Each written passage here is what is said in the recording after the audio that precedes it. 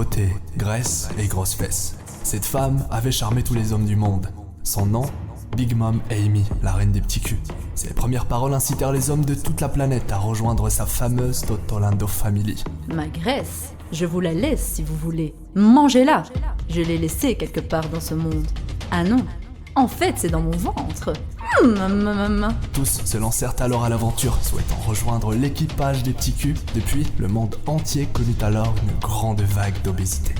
D'après certaines légendes, lorsqu'il eut 10 000 abonnés, une lueur illumina sa face et l'on vit alors enfin le véritable visage de Mama. Mama. Salut les petits culs! Aujourd'hui on se retrouve pour une nouvelle vidéo. Suite à la sortie du chapitre 968, les esprits ont commencé à brainstormer. Il y a eu tellement d'informations dans ce chapitre qui était une vraie masterclass que Mama était obligée de vous faire une petite vidéo théorie par rapport à Joy Boy. J'aimerais vous rappeler que je suis sur Twitter et Instagram, donc venez me follow les petits culs. Et surtout, si la vidéo vous plaît, montrez-moi la puissance de votre acquis du likement. Et oui, si vous aimez Mama, pourquoi ne pas vous abonner pour faire partie de la Totolando Family? Ici, on accepte tout le monde et on s'amuse tous les jours autour de bonnes confiseries. Niahaha! D'ailleurs, activez la grosse cloche parce que du lourd continue à arriver sur la chaîne. Joy Boy, qui est un personnage du temps de l'histoire du siècle oublié et sur lequel on a eu quelques fragments d'informations bien répartis à travers l'histoire. Joy Boy était un homme ayant joué un rôle très important dans l'histoire des hommes-poissons. La première fois que son nom fut évoqué fut à la lecture du poneglyphe de la forêt sous-marine par Nico Robin. Une lettre d'excuse de sa part avait été gravée sur un poneglyphe et ces excuses ont été adressées envers tous les hommes-poissons, quelle que soit leur génération. Pourquoi, vous me direz? Tout simplement car il n'a pas su tenir sa promesse, qui était de soulever l'arche de Noah et de la déplacer avec l'aide de Poséidon. En échange de cette promesse, les hommes-poissons ont juré de protéger cette arche jusqu'au jour venu et de ce fait, ils se retrouvent encore maintenant sur une île dans les profondeurs marines en attendant ce fameux jour. Bien évidemment, le gouvernement mondial et les Tenryubito les empêchent également de remonter leur peuple à la surface, mais ce n'était pas là leur seule raison de rester sous l'eau en attente de celui qui a hérité de la volonté de Joy Boy et qui va accomplir la promesse faite à ce peuple. Le seul moment où le peuple des hommes-poissons n'a pas su tenir sa promesse quant à sa promesse de protéger l'arche de Noah, c'était lorsque Luffy l'a abîmé. Mais il fut tout pardonné car c'était pour le bien du peuple des hommes-poissons, et d'ailleurs, ça nous mène à une question que beaucoup se posent. Est-ce que la prophétie de Madame Charlet par rapport à la destruction de l'île des hommes-poissons faite par Luffy finira par arriver et pourquoi ce dernier va agir de cette manière? Eh bien, oui, sans nul doute, la prophétie va se réaliser et cette île sera détruite, mais bien évidemment, Luffy ne sera pas le vilain de cette histoire, mais bien un héros. Son but à travers la destruction de l'île sera l'accomplissement de la promesse de Joy Boy, à savoir soulever l'arche de Noah pour faire remonter les hommes-poissons à la surface. Bien évidemment, quand je parle de l'accomplissement de la promesse, je ne dis pas que Luffy le fera car Joy Boy le leur avait promis, mais bien de par sa propre volonté. Bien que ce soit une volonté héritée de Joy Boy, Luffy garde son libre arbitre et sa propre volonté. Il n'est pas juste une marionnette destinée à accomplir ce que ses ancêtres n'avaient pas réussi à accomplir. Oui, je dis bien ses ancêtres car selon moi, Joy Boy est un ancêtre de Luffy et pourquoi pas le premier D, et plus particulièrement le premier Monkey D. Ainsi, Luffy serait son héritier direct, expliquant son importance au sein de la prophétie du Dawn. Bien évidemment, il se peut également que ce ne soit pas son héritier direct et d'ailleurs, revenons à Joy Boy. Sa lettre d'excuse a été gravée sur un poneglyphe, alors serait-il un Kozuki lui-même ayant écrit des excuses ou avait-il à ses côtés un graveur de pierre? Si vous avez vu la vidéo de mon fils Yams la patate douce par rapport à la vérité sur le Di, vous savez que le mot Tsuki s'écrit avec un caractère ressemblant énormément au Di. Et si on se base sur cette théorie, les familles de daimyo de Wano Kuni, ayant le mot Tsuki dans leur nom, seraient alors les premiers Di, ou du moins les Di de Wano Kuni. Je fais par exemple référence au Kozuki, au Hamatsuki, etc. De ce fait, Joy Boy pourrait très bien être un Di en étant donc un Kozuki.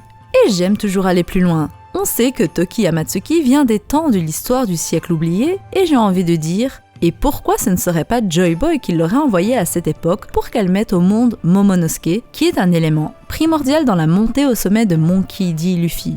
Il peut y avoir une possibilité que Joy Boy soit alors le père de Toki, lui indiquant de retrouver Wano Kuni pour se marier à un Kozuki après son voyage temporel. On est beaucoup à avoir été déçus que l'histoire de Toki ne soit pas plus complète que ça. Après tout, Elle avance vouloir trouver Wano Kuni, pays de ses parents mais n'en dit pas plus. Mais pourquoi avoir voyagé dans le temps et surtout 800 ans plus tard si ce n'était pas dans un but précis, celui de mettre en marche la prophétie du Dawn. Si son seul but était de trouver Wano Kuni, elle aurait pu s'arrêter des années avant dans la timeline sans s'arrêter à ce moment précis de l'histoire qui était le point clé. Oda nous a laissé avec une réponse peu convaincante et je suis sûre qu'on pourra avoir plus d'informations quant à Toki en temps voulu. Parlons maintenant de cette phrase du chapitre qui m'a décidé à vous sortir cette vidéo.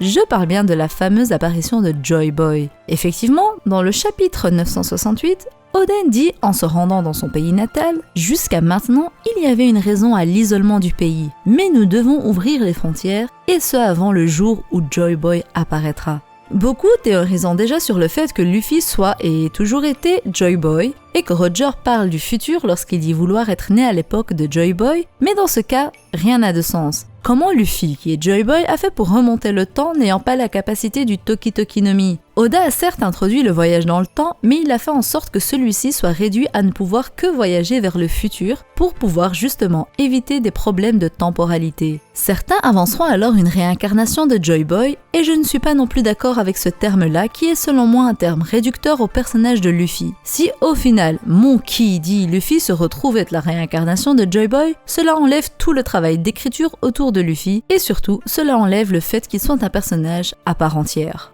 D'ailleurs, Oda a toujours tenu à nous avancer la volonté du dit, une volonté qui est perpétuée sans pour autant parler de réincarnation. J'ajouterai un point concernant les prophéties. D'où viennent-elles? Vous connaissez la théorie selon laquelle Joy Boy est inspiré de Jayabaya. Je vous laisse aller voir les théories concernant leur rapport pour plus d'informations. Mais cet homme était doué dans les prophéties et de ce fait, j'ai envie de dire, était-ce un simple don de la part de Joy Boy? Ou avait-il un fruit du démon spécialement dédié pour ce talent de prophétie? Après tout, on sait que Madame Charlet a un don pour la prophétie, mais celui-ci reste quand même limité par rapport à celui de Joy Boy, qui prédit des choses qui vont se passer 800 ans dans le futur. D'ailleurs, vu le lien que j'avais fait entre Toki et Joy Boy, après on peut se dire que les prophéties que Toki a avancées sont celles que Joy Boy lui a partagées. Beaucoup se sont posé la question de savoir comment et pourquoi Toki-sama avait décidé d'envoyer les fourreaux 20 ans dans le futur. Et grâce au chapitre 968, on a eu l'occasion d'avoir enfin une réponse. Effectivement, il y a 25 ans en arrière, Oden et Roger avaient entendu la voix de toute chose des rois des mers. Et ceci en parlant des souverains ont dit « Il faut attendre 10 ans pour naître » et 15 autres années pour grandir. Alors oui, au niveau de cette partie du chapitre, lorsqu'on n'avait pas la traduction officielle, c'était un peu compliqué de savoir s'il fallait additionner les 15 ans aux 10 ans ou non. Et la traduction officielle le dit clairement « Just 10 until the birth, another 15 to grow ». De ce fait, il faut bien additionner les 15 aux 10 pour atteindre les 25 en question. Ainsi, Oden a partagé cette vérité à sa femme Toki, qui, 5 ans plus tard, à la mort de son époux, a décidé d'envoyer les samouraïs 20 ans dans le futur. Revenons à Joy Boy les petits culs. On peut se dire que ce dernier portait le nom de Joy Boy comme il se peut que c'était là un surnom qu'on lui aurait attribué. Bien évidemment, il est fort probable que ses parents lui avaient donné ce nom en rapport avec la personne qu'il voulait qu'il soit, à savoir Joy Boy, un garçon qui apporte de la joie. Cette culture d'attribuer des prénoms avec des significations est mondiale et ainsi un prénom peut devenir un surnom par la suite. Donc selon moi, oui, Joy Boy était bien son vrai nom, mais quand on parle de l'apparition de Joy Boy, on ne parle pas de lui, à proprement parler, mais de Luffy qui a hérité de sa volonté et qui pourrait être surnommé également Joy Boy de par ses actions. Bien évidemment, je vous laisse trancher et discuter de tout ça dans les commentaires. J'attends vos retours avec impatience les enfants. Dites-moi ce que vous pensez de la théorie et surtout, montrez-moi la puissance de la famille Charlotto en bombardant le pouce bleu avec votre incroyable acquis du likement. Activez la grosse cloche les petits culs. Parce que comme toujours, maman vous promet du lourd, aussi lourd que moi. Allez, bye bye bande de petits bâtards. Pudding, né maman, qu'est-ce qui est jaune et qui attend? Je sais pas, c'est Kizaru. Il attend de me botter le cul.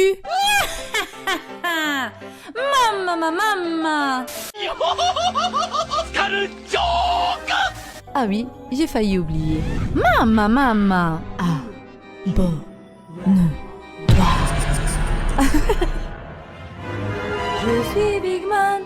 Je suis Big Mom, je te bouffe ta race, même si tu t'abonnes. Tu veux que je prenne du poids, abonne-toi, et le pouce bleu pour mettre le feu.